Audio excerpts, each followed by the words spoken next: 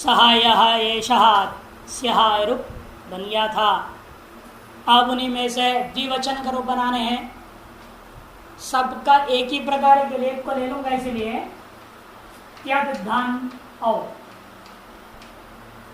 यदादि नाम अहा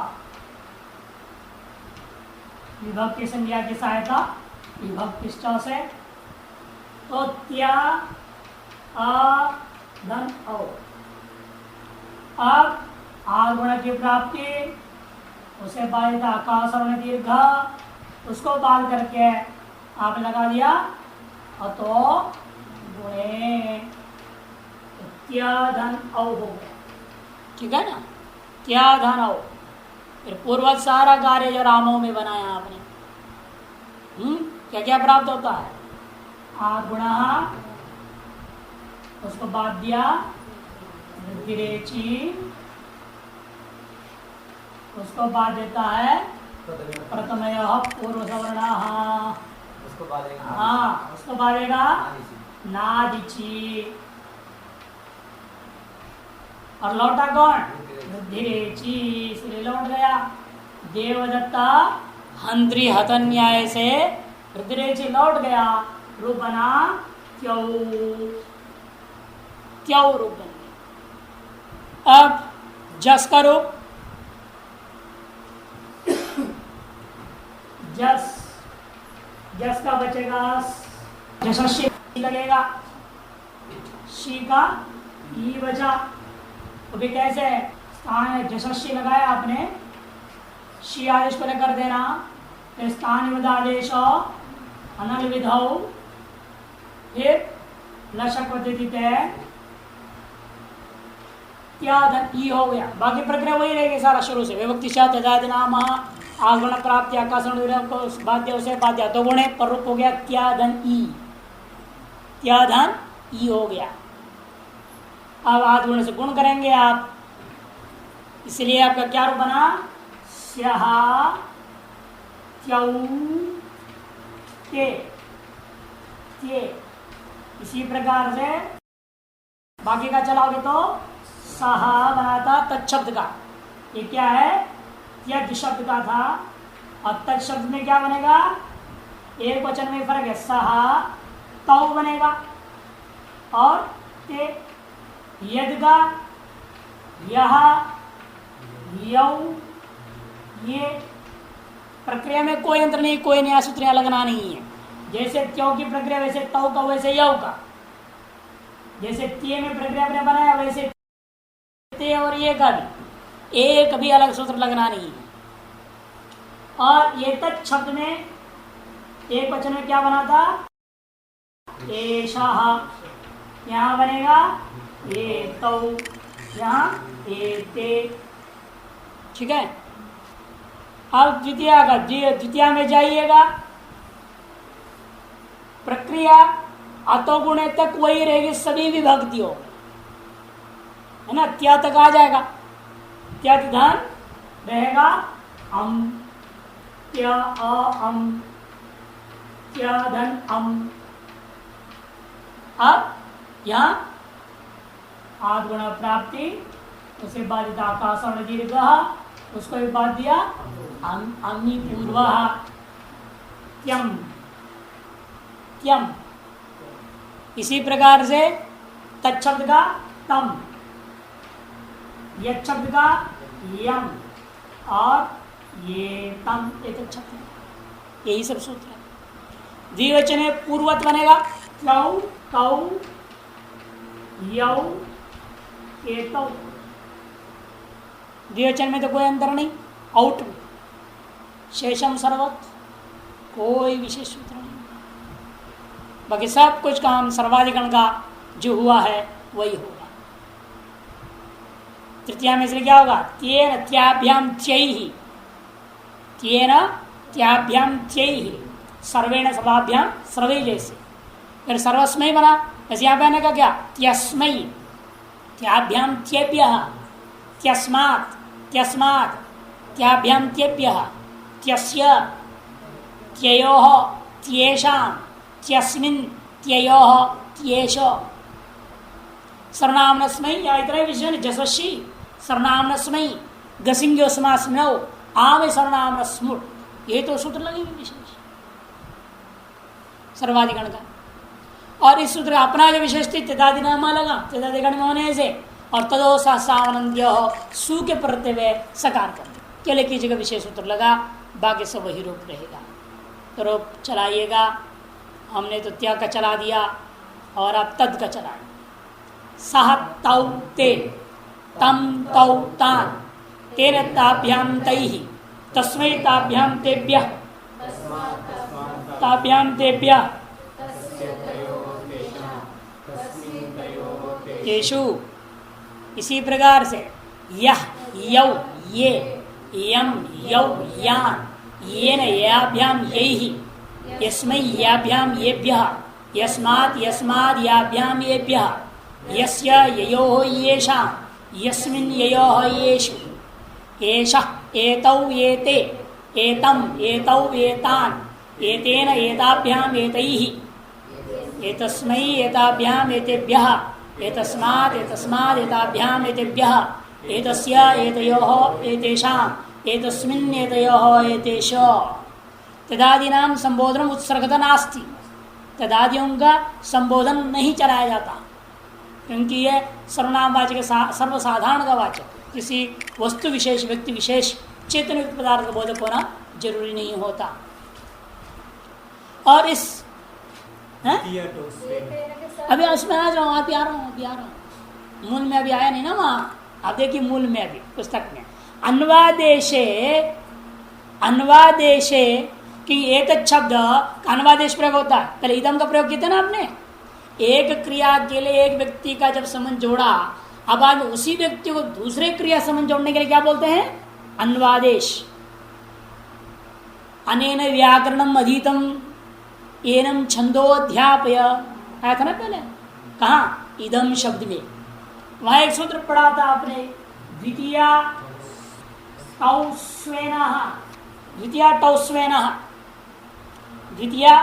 टा ओसु और ओस में इनके करते क्या होता है? ये न आदेश होगा किनको?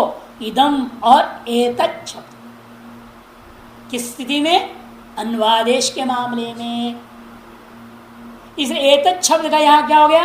दो रूप दे रहे हैं आपको कि हाँ केवल द्वितीया में, ता में और ओस में, बस इन्हीं जगहों में होगा। अर्थात कितने? 5 जगह। द्वितीया में 3, ता 1, 4, ओस ओस नहीं 6 हो गया, 2 है ना ओस, 6 हो जाएगा।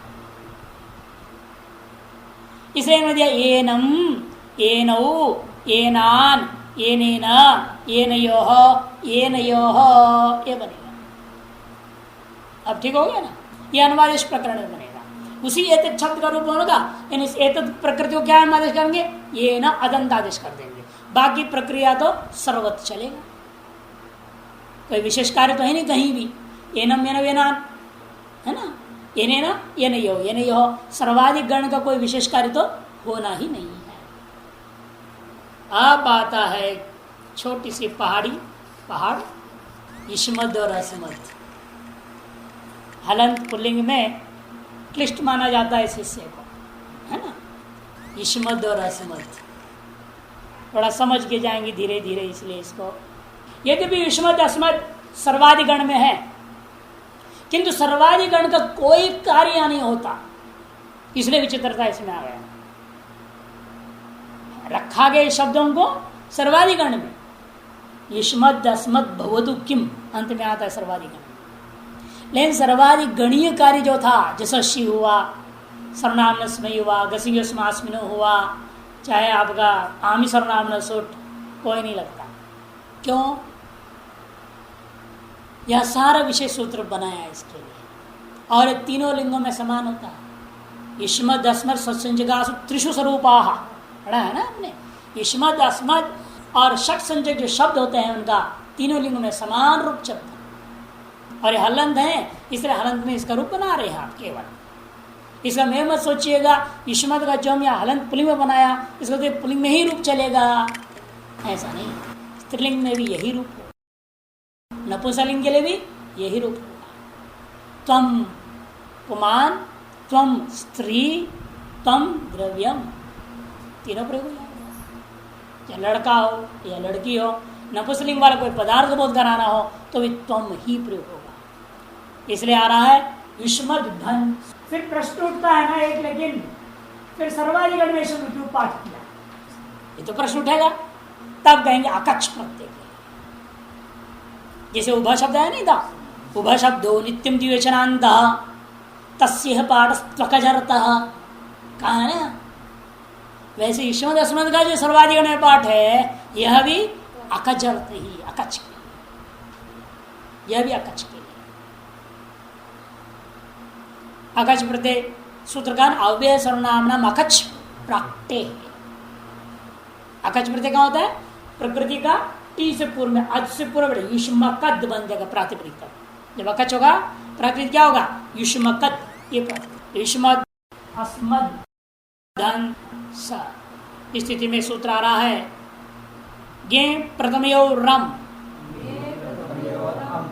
ज्ञे प्रथमयोरम, ज्ञे प्रथमयोः ये षष्ठी का द्विवचन है और हम प्रथमा का एक वचन। युष्मद अस्मद्भ्याम पर से ज्ञेते तस्य प्रथमा द्वितीयोर अमादेश, प्रथमा द्वितीया और ज्ञे चतुर्थी का एक वचन। इन तीन तीन छह सात जगहों में ये क्या करेगा, विभक्तियों को अम आदेश कर देगा। ज्ञे को अम आदेश करेगा चतुर्थी का एक वचन, और प्रथमा और द्वितीया का पूरी विभक्तियां, प्रथमा में सु और जस और द्वितीया में अम और शस, सारे को क्या सूत्र करने जा रहा है, अम करने जा रहा है। ज्ञे प्रथमयोरम सूत्र लग गया और इसको अम कर दिया। युष्मद अस्मद धन अम, युष्मद अस्मद धन अम, सुधा सु को अम आदेश हो गया। ठीक है, और अब सूत्र आता है त्वाहौ सौ, त्वाहौ सौ, त्वाहौ प्रथमा का द्विवचन, सौ सप्तमी का एक वचन, सौ सप्तमी का एक वचन। अनयोर्म पर्यंत से त्वाहौ आदेशौ स्तः, अनयो हमने युष्मद अस्मदः, युष्मद और अस्मद इन दो शब्दों का म पर्यंत, म पर्यंत का जो हिस्सा है उसको क्या आदेश करूंगा, त्वा और अह क्रम से, युष्मद को त्वा और अस्मद को अह आदेश होगा। तो म पर्यंत क्या बचेगा यहाँ पर, म से बाद में क्या है, म के बाद अद्य, म के बाद अद्य पूरा, और केवल नहीं। यह तहो में आदेश करते हुए याद रखना, वो सूत्र जरूर लेना, अनेकाल सर्वस्य। ये त्वा भी आहा भी अनेकाल है, त्वा भी अनेकाल है। म पर्यंत को आदेश करनी है, म पर्यंत का अंत मकार मात्र को आदेश कर सकते दालोन्त्य से। षष्ठी निर्दिष्ट जो कार्य होता है वालोन्त्य से आ जाएगा, है ना। जब अस्मा पर्यंत को आदेश करने बोला, वहां म मात्र को भी आदेश कर सकते दालोन्त्य से, तब अनेकाल से सर करने आहा अनेकाल है, इसलिए क्या करेगा, संपूर्ण म पर्यंत को आदेश करेगा, संपूर्ण अस्मा को हटा देगा और संपूर्ण युष्मा को हटा देगा। इसलिए म पर्यंत को क्या करेंगे आप, वाह, और बगल में रख देंगे अद। इसी प्रकार से यहां पर भी अहा और अद, अहा अद त्वा अद, त्वा अद, अहा अद, और उधर अम रहेगा प्रत्येक, त्वा अद धन अम हो गया, अहा अद धन अम हो गया। अब कहते हैं ये अधभाग का लोप करने वाला सूत्र ला रहे हैं। जो अधभाग है, जो शेष बचा है, उसका लोप कर देना है। शेषे लोपः, शेषे लोपः, शेषे सप्तमी का एक वचन, लोपः प्रथमा का एक वचन। और अब आता है शेषे लोपः में एतयोष्टि लोपः स्यात्, युष्मद और अस्मद का जो टी भाग गए उस टी भाग का लोप कर दो। युष्मद उसका टी संज्ञा किस पे है, अध का टी संज्ञा है, कौन सूत्र से, अचोत्यादिति की संज्ञा किया तो शेषे लोप सूत्र कहता है शेष है। शेष विभक्तियों के पर रहते हुए लोप करो, सप्तमी है या उसको तो टी आ गया, इसका अर्थ शेष नहीं समझना। युष्मत् अस्मत् का शेष ऐसा अर्थ नहीं है, सप्तम्यंत शेष है, निमित्त में रह रहा है शेष। शेषे का मतलब गया आत्वयत्व निमित्तयो भिन्नयो,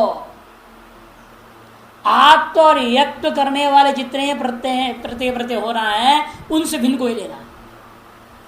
अब देखिए इसलिए सूत्र यहाँ के कठिन बनता है, अब समझना पड़ेगा आपको आत्व कहाँ कहाँ होता है और यत्व कहाँ कहाँ होता है, उससे भिन्न स्थल कितने बचते हैं जहां पर आप टीका लोप कर पाएंगे, है ना। आत्व कहाँ का होगा, आत्व करने वाला सूत्र 3 है, आगे में आएंगे सब आपको इसी में, यहीं पर ईश्वर बनाते वक्त ही आएगा, लेकिन अभी बताना पड़ेगा नहीं तो शेष समझ में नहीं आएगी। आत्व करने वाले 3 सूत्र हैं। सबसे पहला प्रथमायाश्च द्विवचने भाषायां, प्रथमायाश्च द्विवचने भाषायां, द्विवचनों में करेगा, अर्थात द्विवचन कितने हो गए, प्रथम 2 है, 2 और आपको मिल गया जो आत्व होता है यहाँ। और दूसरा सूत्र आत्व करने वाला है आपको द्वितीयायाम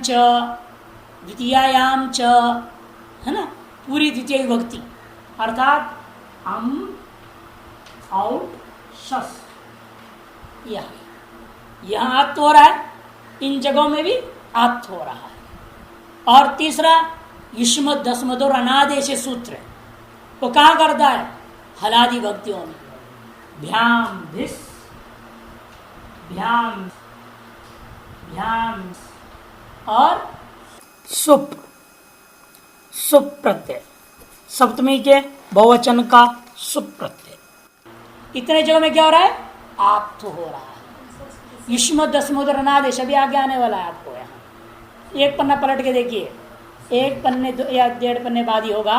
युष्मत् दस्मत् और अनादेश है, मिला वो सूत्र है, और ये 2 सूत्र भी यही है, इसी पन्ने में होगी देखिए, प्रथमायाश्च द्विवचने भाषायां द्वितीयायाञ्च, ये दोनों यही है। और एक पन्ने पलटने के बाद वो सूत्र दिख रहा है युष्मत् दस्मत् और अनादेश, कल आ जाएगा। तो ये हो गया आत्व के सूत्र, ठीक है।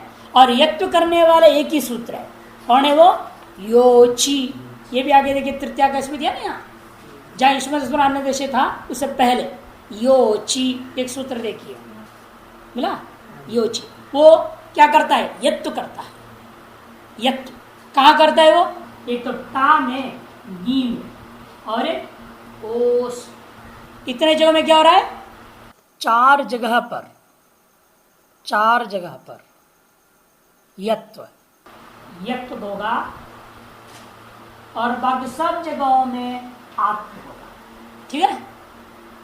कितने हो गए कॉल, 3 3 6 7 8 9 10 11 12 13 होगा ना, 3 3 6 7 8 9 10 11 12 13, हम देख रहे 13 होनी चाहिए, 13 होगा। अब 21 में 13 निकाल दो, कितने बचे, 8, उन 8 जगहों में ही शेषलोप लगेगा, अर्थात कहाँ का लगा देखो, एक तो सु में लगेगा शेषलोप, तो जस में लगेगा शेषलोप, ठीक, ये में लगेगा भ्यस, दसी, भ्यस, नस, आम, इतने जगह लग रहा है, 1 2 3 4 5 6 7 8, इन 8 जगहों में केवल शेषलोप को लगाना। जहां यत्व का निमित्त है, जहां आत्व का निमित्त है, वहां सूत्र नहीं लगेगा। शेष का अर्थ यह है, शेष माने ये आत्व वाला जो निमित्त है और यत्व का जो निमित्त है, इनसे जो बचा हुआ है वो शेष है। आत्व करने वाले 3 सूत्र हैं और यत्व करने वाला 1 सूत्र है, और ये 4 सूत्र मिल करके 13 जगह पर काम कर रहे हैं। अतएव शेष का अर्थ हो गया आत्मयत्व भिन्न निमित्त भिन्ने शेषे, अर्थात 8 देश, 8 दिश। तो शेषे लोप जो लगता है वह इसलिए 8 जगह पर है। सु, जस, गे, भ्यस, घसी, भ्यस, ngस और आम। अर्थात सु प्रथमा का एक वचन, जस प्रथमा का बहुवचन, गे चतुर्थी का एक वचन, भ्यस चतुर्थी का बहुवचन, घसी पंचमी का एक वचन, भ्यस पंचमी का बहुवचन, गस षष्ठी का एक वचन और आम षष्ठी का बहुवचन। तो सु 1, जस 2, गे 3, भ्यस 4, घसी 5, भ्यस 6, गस 7, आम 8। कुल 8 जगह पर ही लगता है। ये 8 ही जगह पर आपका काम ये सूत्र करता है, टी लोप करें। तो आप तो इसलिए 9 जगह पर है और यत 4 जगह पर, 4 जगह पर यत्व, कुल 13, कुल 13 हो गया। 8 और यत्व और बाकी बचे 8 है जहां शेषे लोप सूत्र से टी का लोप हो जाता है। इसलिए क्या करेंगे आप, यह आप्तत्व यहां हुआ नहीं है, सूर्य में आप्तत्व नहीं होता है, इसलिए आप्तत्व से भिन्न निमित्त यहां पर मिला है हमको। इस निमित्त के प्रति इसलिए क्या करूंगा, टी का लोप कर दूंगा। तो क्या बचेगा अंत में, युष्मद में त्वा बचेगा और अस्मद में आहा बचेगा, पर में अम प्रत्यय है। अब पूर्वत आप कह सकते हैं, यहाँ आदर्श लोप की सहायता ले लेना, क्योंकि लोप करने जा रहे हैं ना आप। आदर्श लोप ये संज्ञा सूत्र की सहायता से शेषे लोप ने लोप कर दिया। जो लोप करने के बाद यहाँ पूर्वक प्रक्रिया सारी है, पहले आद्गुण प्राप्त हुआ, उसको बाद देते आखा सवर्ण दीर्घ, उसको भी पाद करके अमी पूर्व आपने पूर्व एक आदेश कर दिया। रूप क्या बनेगा, त्वम और अहम। तो त्वम और अहम ये प्रथमा का एक वचन का रूप बन गया। अब प्रथमा का द्विवचन औ लाइएगा, यहाँ आत्म का आदेश होएगा, इसे टी भाग का लोप नहीं कर पाएंगे आप। कैसे देखिए, युष्मद अस्मद धन औ, युष्मद अस्मद धन औ, पहले वो सूत्र लगेगा गे प्रथमे और अम तो कर देंगे आप, गे प्रथमे और अम हो गया औ को, तो युष्मद अस्मद धन अम हो गया, युष्मद अस्मद धन अम, युष्मद अस्मद धन अम। अब सूत्र आता है युवावौ द्विवचने, युवावौ द्विवचने, युवावौ प्रथमा का द्विवचन है और द्विवचने सप्तमी का एक वचन है, 2 पदों से युक्त सूत्र। यहाँ द्विवचने का अर्थ थोड़ा समझना बहुत जरूरी है। आप द्विवचन का अर्थ मत समझिए औ प्रत्यय, अब आउट भ्याम भ्याम भ्याम ओस, इसका नाम द्विवचन नहीं है। यहाँ यह अर्थ नहीं लेना कि द्विवचन प्रत्ययों के पर में रहते हुए, ऐसा अर्थ नहीं है। पर में भले एक वचन प्रत्यय होगा, पर में भले बहुवचन प्रत्यय होगा, समास आदि स्थलों में वहां भी हम आदेश करते हैं। द्विवचने यह विशेषण युष्मद और अस्मद का है, प्रत्यय का नहीं है, प्रकृति का विशेषण। द्वयोरुक्तौ अनयोहम अपर्यन्तस्य द्वित्वम् उच्यते अनेन इति द्विवचनम्, युष्मद अस्मद शब्देन। ये क्यों है, ये बहुरी समास जब करेंगे ना वहां काम आता है, वहां काम। या अतिक्रांतौ युवाम द्विवचन, अतिक्रांतौ युवाम येन, आप दोनों को अतिक्रमण कर लिया गया जिसके द्वारा। वो आदमी तो एक है, आदमी कितना है वहां जिसने अतिक्रमण किया, एक, एन विग्रहवाक्य, अतिक्रांतौ युवाम येन, बहुरी समास किया। या विग्रह वाक्य में हमने क्या किया, युवाम प्रयोग कर दिया। अर्थात विग्रह वाक्य में युष्मत् शब्द द्वित्व का कथन कर रहा है। बोले समाज से क्या बोध हो रहा है, एक आदमी है या नहीं, अतिक्रांतो युवाम ये ना, समास के द्वारा क्या बोध हुआ, एकत्वता। लेकिन युष्मत् और अस्मत् में क्या है यहां पर, अब भले समास में एकत्व है, लेकिन जब पूरा विग्रह वाक्य समास जब बनेगा तो प्रातिपदिक क्या होगा, अति युष्मद् बनेगा, है ना। अति युष्मद् धन सु जब लाओगे समास के बाद, तब इस युष्मद् को युवा द्विवचन लग जाएगा, क्योंकि यह युष्मद् द्वित्व को कथन कर रहा है। भले अन्य पदार्थ एक वचन है, ध्यान में गया, भले अन्य पदार्थ एक वचन है, किंतु युष्मद् क्या कर रहा है, अपने आप में द्वित्व का बोध कर रहा है कि नहीं कर रहा है विग्रह वाक्य में। अतः में द्वित्व के वाचक, द्वित्व को कथन करने वाला युष्मद् शब्द को हम युवा आदेश कर देंगे, भले पर में द्विवचन विभक्ति नहीं है।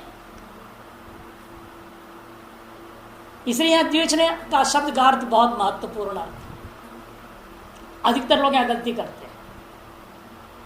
इसलिए मैं इतना गहरा विचार बताने की कोशिश कर रहा हूं।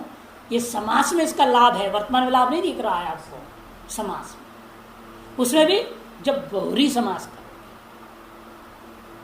अन्य पदार्थ प्रदान हो गया, अन्य पदार्थ प्रदान नहीं, ये ना तेरा जो दूसरा है वो पदार्थ हो प्रदान है। इसका अर्थ में क्या है, इसका अर्थ युष्मत् से भी लेन देन नहीं, अतिक्रमण से भी लेन देन नहीं, वो आदमी जो दूसरा जिसने अतिक्रमण कर लिया, इस शब्द का अर्थ तो दूसरा आदमी बोध हो रहा है, आप नहीं बोध हो रहे हैं।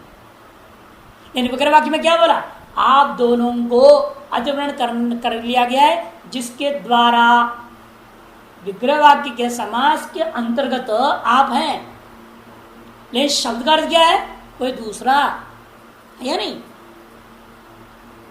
ऐसी स्थिति में जब समास के अंतर्गत द्वित्व उक्त हुआ है युष्मद् के द्वारा, अतएव पर में अन्य पदार्थ जो था वह भले एक हो या दो हो या बहुत, से कोई मतलब नहीं, सर्वत्र हम क्या कर देंगे,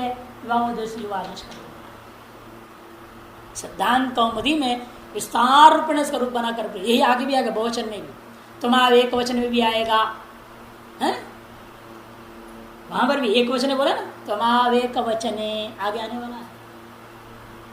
इन सब जगहों में ध्यान रखना है, समास में आगे जाकर लाभ मिलेगा।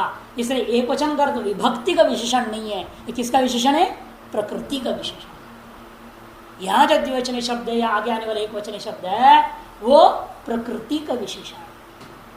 द्वित्व को कथन करने वाला जो युष्मद्, हमें द्वित्व कथन करना है यहाँ पर, उस प्रत्यय से मतलब नहीं है। हमें युष्मद् का द्वित्व बोध कराने के लिए युव और आवादेश करना है।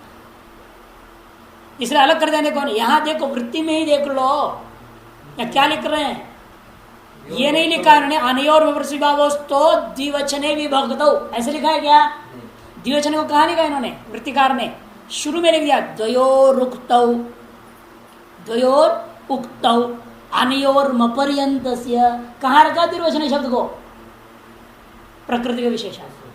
यदि विभक्तों के साथ जोड़ना होता वृत्ति क्या लिखते, अनयोर मपर्यन्तस्य युवावस्तो द्विवचने विभक्तौ, वहां लिखते। लेकिन उन्होंने द्विवचन विभक्तौ नहीं लिखा, लिखा है शुरू में, और द्विवचन शब्द को तोड़ भी दिया इसलिए आपका संशय दूर करने के लिए, द्वयोर उक्तौ, है ना। वृत्तिकार देखो इसे सतर्क है, भले अर्थ करने वाला गलत कर ले, लेकिन वो जान बुझे द्विवचनोक्तौ ऐसा नहीं बोला, द्विवचनयोः युष्मदस्मदोः ऐसे भी तो लिख सकते थे, द्विवचनयोः अनयोर्मपर्यन्तस्य ऐसा भी लिखा जा सकता था वृत्ति, लेकिन उन्होंने जानबूझ के तोड़ के अर्थ घटाया, द्वयोरुक्तौ अनयोर्मपर्यन्तस्य। वृत्तिकार बहुत सतर्कतापूर्वक से समझा रहे हैं, जो द्वित्व का कथन कर रहा हो कौन, प्रत्यय नहीं, युष्मदस्मद जो शब्द में जब द्वित्व विशेषण हो, द्वित्व उक्त है जिन युष्मद और अस्मद शब्द, उन युष्मद और अस्मद शब्द के पर्यंत को यू और आवादेश होता है। कब, कोई भी विभक्ति पर में हो तो है, अर्थ। यह प्रत्यय से मतलब नहीं, युष्मद और अस्मद को हम किस अर्थ में ले रहे हैं। इसलिए हम लोग क्या करते थे, आप ध्यान रखिए, पहले शुरू में जब संस्कृत में भी बोला करते, कई बार हिंदी में बोलते थे, तो हम क्या करते, राम राम यदि दो शब्दों, बोला है ना, राम राम यदि दो शब्दों स्वरूपाणाम एक व्यक्त विधि एक शेष राम इत्यस्मात् शब्दात्, ये तो कहा। उस शब्द से फिर हम क्या करें, बाद में प्रतिसंज्ञा करूंगा, पहले राम की प्रासंज्ञा किया ही नहीं। राम राम इति द्वौ राम शब्दौ उच्यमाने सदी स्वरूपाणाम एक विभक्त इत्यनेन एक शेषे कृते राम इत्यस्मात् शब्दात् अर्थोद्धात अर्थात क्या है, राम शब्द में द्वित्व के कथन हो चुके पहले। एक शेष जो मैं करूंगा तो राम में द्वित्व बहुत हो रहा है, विभक्ति भले कुछ भी आ रहा है बाद में आएगा, वो प्रासंज्ञा हुई नहीं।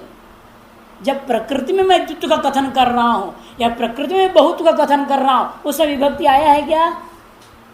विभक्ति तो बहुत बाद में पहुंच रहा है।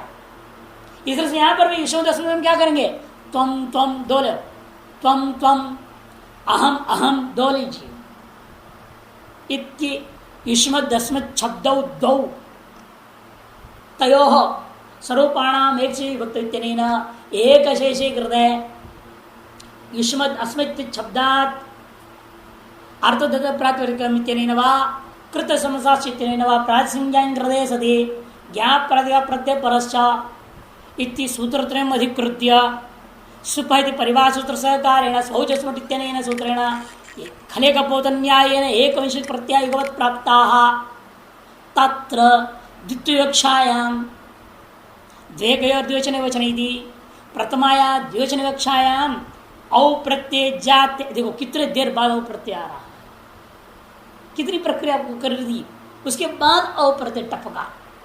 और प्रकृति में द्वित्व कब बोध हुआ था, शुरू ही वहां से हम कर रहे हैं, प्रकृति का द्वित्व से कथा शुरू हुई और विभक्ति तो बहुत देर में आई। भले हम कहीं पर इसमें रहने द्वित्व को भी बोध करने मैं विभक्ति यहाँ ला रहा हूं, लेकिन समास में कोई जरूरी नहीं, जो प्रकृति में रहने वाले द्वित्व को ही समस्त के द्वारा में बोध करावे, ये कोई जरूरी नहीं।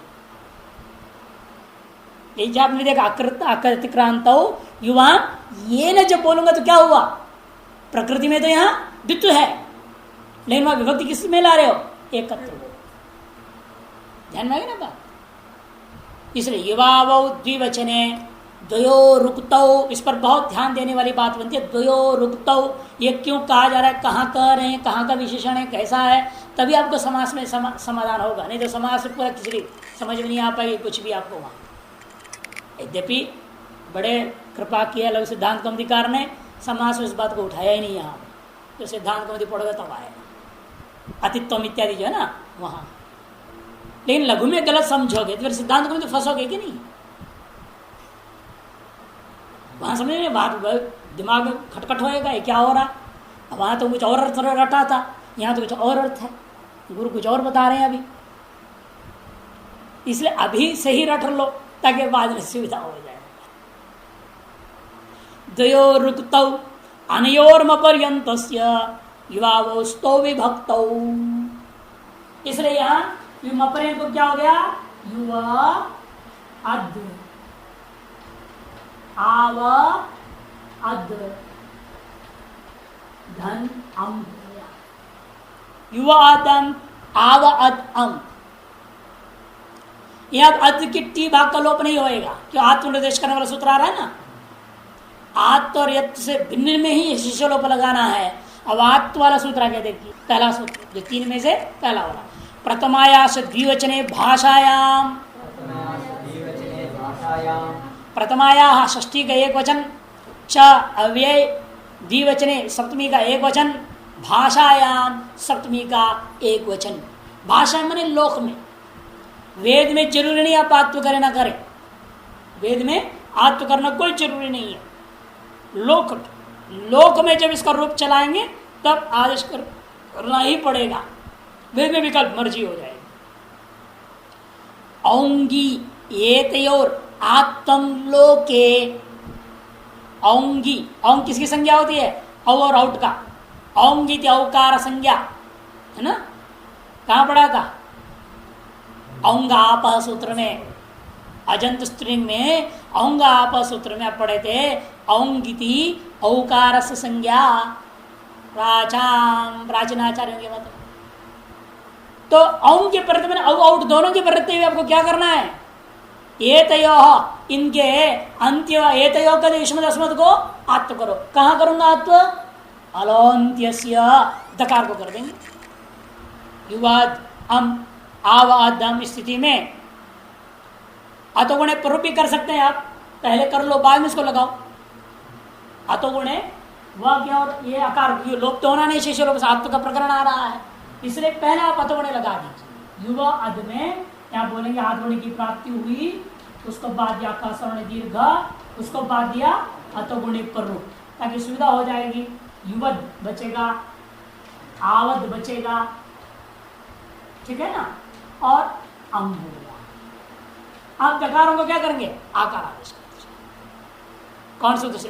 प्रथमायास द्विवचने भाषा। प्रथमायास द्विवचने भाषायाम सूत्र से क्या होगा? आत्वादिश कहाँ होगा?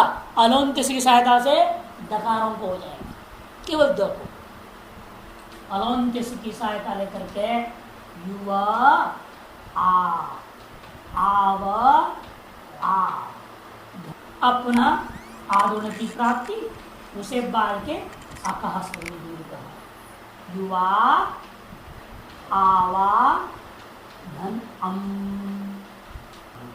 आकाश लग गया। युवा आवा धन अम। अव्यवर्णाद अच्छी है, दो बार आप गा सकते हैं। आगुण की प्राप्ति, तो उसको बाद आकाशवर्ण दीर्घ, उसको भी बाद देगा प्रतिपुरुषण भी, अब उसको बाद देगा अमी पूर्वा। युवाम आवाम रूप बन गया युवाम आवाम।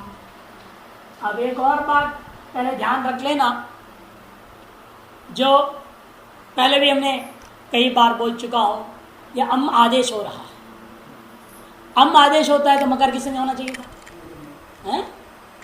हाँ, वो याद रखना है, क्योंकि कई आदेशों में संज्ञा प्राप्त है।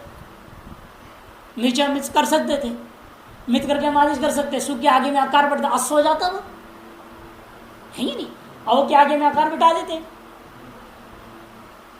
है कि नहीं? तो प्राप्त है, लेकिन व्याख्यान पे विशेष प्रतिपत्ति नहीं संदेहाद लक्षणम अथवा लक्ष्यानुरोधेन दूसरी भाषा प्रयोग होती है। लक्ष्य को देखो, रूप में प्रयोग किया संसार में, युवाम और आवाम प्रयोग है सभी शास्त्रों में। यदि हम मकार की संज्ञा लोप कर देंगे तो युवाम आवाम कहां से बनेगा? लक्ष्य की स्थिति होगी? नहीं होएगी। इसीलिए लक्ष्यानुरोधेन भी हमें इस संज्ञा नहीं करना है। यदि मान लो कहीं पर कहोगे फिर भाषा में ढूंढो कहाँ व्याख्यान है, कई जगह मान लो व्याख्यान है तो नहीं मिलेगा, तो क्या करोगे? इसलिए भी बता दे रहा हूं। कई बार भाषा एक जगह बोल देते तो हर बार बोलेंगे क्या? जैसे मैं भी हर बार बोलता हूं, कहां तक बोलूंगा भाई? एक बार, दो बार, तीन बार बोल दिया, अगर में समझा जाएगा, आप सबको याद हो गया। इतना ही नहीं, इतना मोटा ऑलरेडी 7 खंड में छप रहा है, 7 खंड में छपता है भाष्य। यदि हर बात को हर जगह पर हर बार बोलते जाए तो 25 खंड में छपता पुस्तक कौन पढ़ता? अभी कोई नहीं पढ़ने को तैयार। 7 खंड को देख के डर जाता है, इतना भाष्य तो 10 साल लगेगा पढ़कर, नहीं पढ़ना।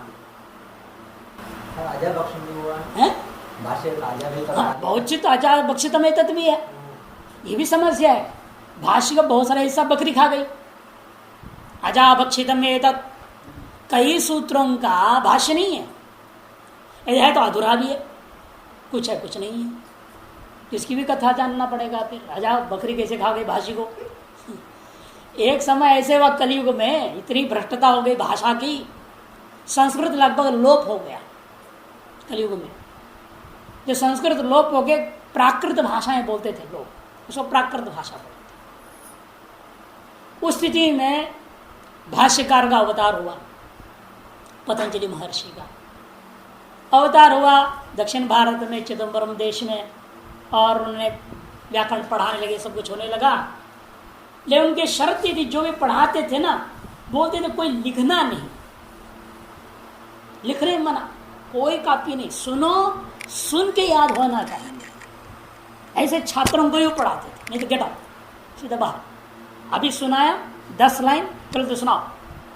10 लाइन तुरंत नहीं सुनाया, जो उन्होंने सुनाया वही आनी चाहिए। नहीं आया कब तो छात्र पढ़ने लगे, क्या जा दूसरों से पढ़ो। ऐसे कहाँ मिलेगा ऐसे छात्र? बड़ा मुश्किल से मिला उन्हें, करीब 8-10 छात्र इस तरह के जो एकदम तीक्ष्ण खोपड़ी वाले। अब उन छात्रों को जब पढ़ाने लगे तो कहे कि फिर अच्छा है, आगे मुझे लगता है कि छात्र ज़्यादा नहीं मिलेंगे, मैं भी शरीर ज़्यादा रखना नहीं चाहता हूँ, इसलिए आप लोग लिखो भाष्य को, मैं जो बोलूँगा उसको लिखते जाना। और वो कहे एक शर्त है लिखते वक्त, कोई मेरी कुटिया में देखना नहीं मुझको। कि शेषनाग के अवतार थे वो, उन्होंने क्या किया, कुटिया के अंदर गए और अपने शेष के स्वरूप में बैठ गए 1000 फणों से ठोक करके। इसे शुरू क्या कर रहे थे महाभाष्य में, आयुन ड्रिल पर लिखते हुए, पश्यामि द्विसहस्र चक्षुषा, पश्यामि द्विसहस्र चक्षुषा। हम तो क्या देखते हैं, 2 आंख से एक ही चीज को देख पाते हैं, है ना? नहीं, उनके यहाँ एक एक आंख से एक सूत्र को देख रहे हैं। वो 2000 अंकों से 2000 सूत्र को देख रहे हैं, और है कितने? 4000 सूत्र। उस आदमी को बोलने में कठिनाई हुई पूरा चिंतन करके। पश्यामि द्विसहस्र चक्षुषा न किंचिदपि मात्रम अत्र व्यर्थम स्यात्। ये एक मात्रा भी व्यर्थ नहीं है, ऐसी दिव्य शास्त्र है ये पाणिनि व्याकरण शास्त्र। उन्होंने कहा था देखोगे तो फण है ना, शेषनाग बैठे, फण से तो जहर निकलते रहता है, इसलिए उन्होंने कहा कोई खोल के देखना नहीं, न दरवाजे से न खिड़की से, कहीं से खोलना नहीं। अब मूर्खों ने क्या करा, जिज्ञासा कैसे हो रहा है, वो देख रहे मेरे को तो कुछ और सुनाई भी। देखिए विलक्षण की सिद्धि थी ना, हर आदमी को अलग अलग सूत्र की सुनाई दे रही थी। जैसे बोल रहे आयुण पर है तो ये आयुण पर लिख रहा है, उसी समय में दूसरा रिल्ड्रिक पर लिख रहा है, कोई लर्ण पर लिख रहा है। 8 छात्र हैं, 8 के लिए अलग अलग सूत्र की व्याख्या सुनाई दे रहा है। 1000 मुख है ना, 8 मुख बोल रहा है, केवल 8 लोगों को अलग अलग सुनाई दे रहा है, वो लिख रहे हैं। तो उन आश्चर्य हुआ, बात क्या है, ऐसा कैसे हो रहा है, तुम क्या लिख रहे हो, मैं क्या लिख रहा हूँ, अलग अलग कैसे हो रहा है। तो जिज्ञासा अवश्य उन्होंने क्या कर दिया, पट खोल दिया। वो जो जहरीला बाग निदा वो सब भस्म। अब उसमें से फिर एक व्यक्ति शायद किसी कारण से प्यास लगाता है, लोशन का था, बाहर गया हुआ था। वो जब आया देखे कोई है नहीं, क्या है, राख पड़ा है, क्या हो गया। अब वे तो दिव्य महात्मा थे ही, शेषनाग का अवतार, वो भी तुरंत समझ में आ गया सब भस्म हो चुके हैं। वो भी अपना पुनः वापस सौम्य शरीर में, जब नीचे से सांप का शरीर था, ऊपर से आदमी का शरीर है। फोटो भी है, मैं दिखा दूंगा, पतंजलि फोटो। तो यहाँ नहीं लगाया है, वो अंदर रखा है। तो वो जो है फिर बाहर जब आए तो देखे एक लड़का, ये अरे तू कहाँ गया था, तू कैसे बच गया। कहते घबरा गया हो, तो देखा जब भस्म रखे हैं तो मेरे को भस्म करना कर दे। तो कोई बात नहीं, तेरे को मैं सूरज सुना देता हूँ, तुम रट लो। पूरे भाष्य रटा दिया, आशीर्वाद दिया, पूरा भाष्य रटा दिया। लेकिन उन्होंने कहा अधिकारी को ही देना, अनधिकारी को नहीं दिया। वो बेचारा ब्राह्मण बना, बहुत बड़ा हो गया, मरने तक ढूंढा, कोई योग्य विद्यार्थी मिला ही नहीं।